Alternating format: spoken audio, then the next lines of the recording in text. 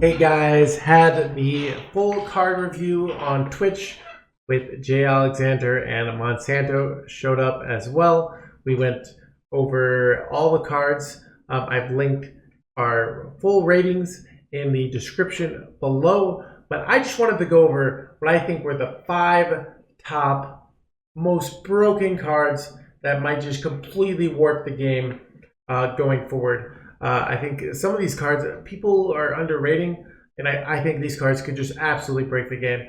And the first one I've got is Efficient Activa. Now everybody's talking about the legendary 4-mana, I can't remember his name, but he reduces the next 2 cards you play by 3.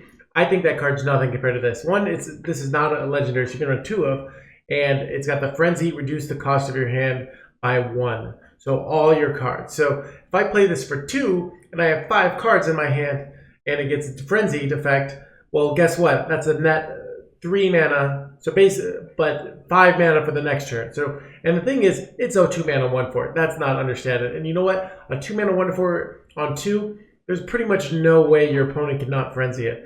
Even I believe Shadow of Pain's rotating. Forbidden Words is rotating. Is my opponent going to run ridiculously bad tech cards just to stop this?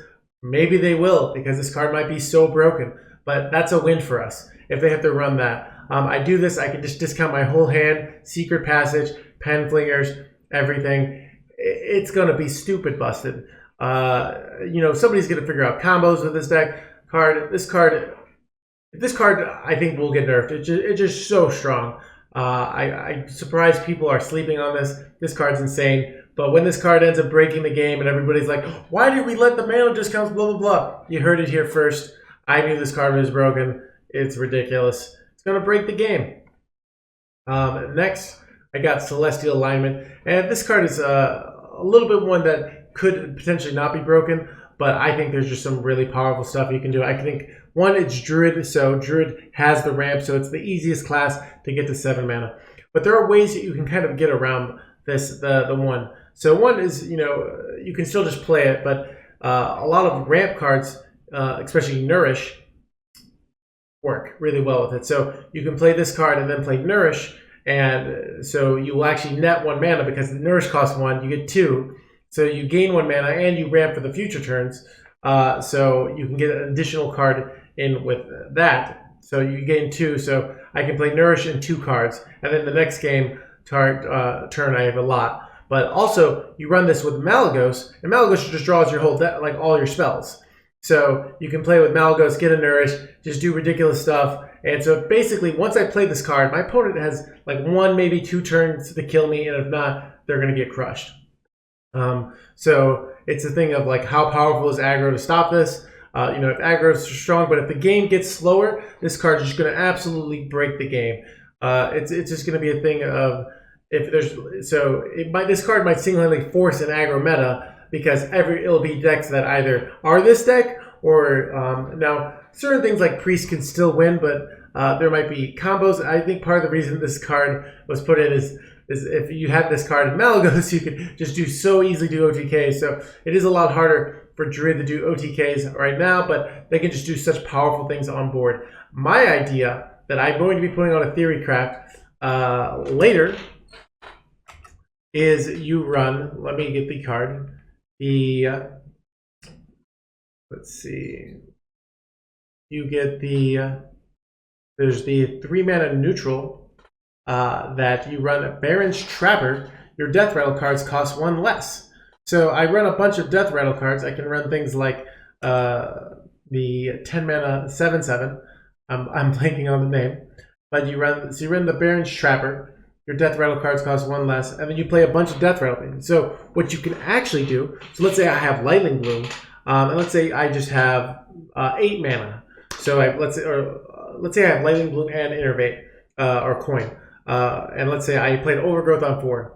I go Barrens Trapper, Lightning Bloom, Innervate, Celestial. Now all my Death Rattle minions in my hand go to 0 immediately because they go to 1, and then the Death Rattle makes it 1 less. So I can play them for 0. So I can immediately play them.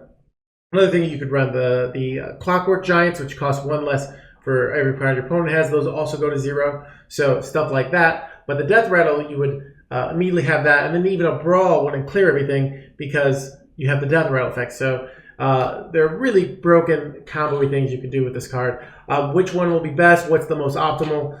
Do you just run the Guardian Nails package? Do you run some other wacky stuff? Do you try and figure out some makeshift OTK that no one's figured out yet because Swipe and Malagos are gone?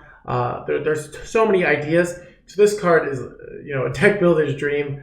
There's just so many wacky things you can do with it. And, at the end of the day, it's going to be, can you beat aggro? And it might be hard, but I think this next card, I'm going to skip that one. This next card will make it way easier to beat aggro. And I'm going to be putting this in my Celestial Druid, Marchand Watchpost. This card is Cant Attack. After your opponent plays a minion, summon a 2/2 grunt. So if you play this and your opponent is maybe they have a 3/2 on board, and maybe they're a very minion-heavy deck. Decks tend to either be minion-heavy or spell-heavy, especially in aggro. So, like a Stealth Rogue is very spell-heavy, but certain decks will just, like a Zoo, doesn't really have ways to deal with this. They do have Nightshade Matron. So if they don't have Nightshade Matron in hand, how do they deal with this? It's just game. If you don't have enough tech on board currently. Now, this doesn't have Taunt, so it's not quite doesn't have quite the same effect as the Ogre, that the 3/7 that's currently run, but because you can't attack, you just play this, and it's a 3/5, so it's overstated. Your opponent's trading into it, which they kind of have to. It's just going to slow aggro down so much. And you know what? You might be into playing it in aggro decks as well because your opponent can't get on board. I'm not sure. But this card is really strong, and it's going to help you get to these powerful late game stuff by having this that just slows down your opponent so much. I don't think you even need the synergy. There's also the 2-mana, the other 2 watch posts. This is the one I think was the best, but the other ones are really good too. The 4-mana one I think is the most fringy because the 4-mana is a little bit more awkward to play. I haven't quite figured out how to use it, but I could definitely see that one being very powerful as well. So I think this card very going to much change the game, very much warp the meta.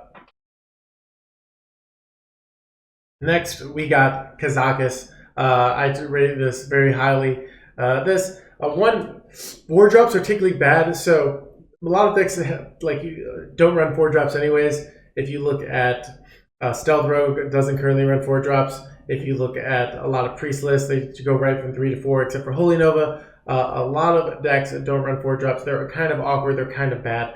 3-drops tend to be good, 5-drops tend to be good. So because of that, there's very little opportunity cost. For example, if this were even a 3-mana card, it might actually be worse despite being less mana because there's a lot of really important 3-mana cards. But at 4 mana, it's going to be very easy for decks to cut their 4-drops. If they don't have a 4-drop on 4, they can go a 2-drop and a hero power, or just a 3-drop and lose mana. There's lots of things that it's not that big a deal, and so because of that, this card's going to be really strong. I think now. I'm not sure this card's not going to break the game in the same way because everybody's going to be running it, but I think it's just going to be a nice addition. This is going to be one of those cards that just run in so many decks. It's very strong. Its effect is very strong. But yeah, it's I know I watched a game where they got they had the effect was Divine Shield and summon a copy of this. So next turn, the 2 5/5 Divine Shields. That's just one of them. There's a million different effects. I don't quite know them all off the top of my head, but it's going to be real good. So watch out for that card. And finally, Outrider's Axe. After your attacks kills a minion, draw a card. So you can use this in a warrior archetype, and it just will cycle through your deck. At the end of the day, card draw is king. In the current version of Hearthstone, you just really need card draw. And warrior is losing Battle Rage. It's losing Risky Skipper. So it's going to just run out of value a lot if the builds don't change. It's losing shield block even, so you're losing something like the plays that kind of use mana but don't really, like if you use a shield block on turn 3, while it doesn't add a card to your hand, you got 5 armor and were able to use your mana effectively for a turn. So this Outrider's Act, it's just going to be really efficient. Like a 4 mana, draw 3 weapon. Really, really insane. The biggest weakness of this card is Sword Eater is a broken card as well. So it's amazing that people might be cutting Sword Eaters, one of the most broken cards, like just overstated, powerful effect out there. because Outriders X might just be better. But anyways, those are my top 5 broken cards. There are probably a lot of cards you're thinking, so if you think I should have mentioned a card here, there's a card that's better than one of these top 5, feel free to let me know that, there's another card that's really good. I'll let you know if I either agree with you, disagree with you, or think maybe that's good but not broken. But yeah, anyways, hope you guys like that and enjoy. Looking forward to the new Forged Barrens expansion coming up this Tuesday, so hope to see you there.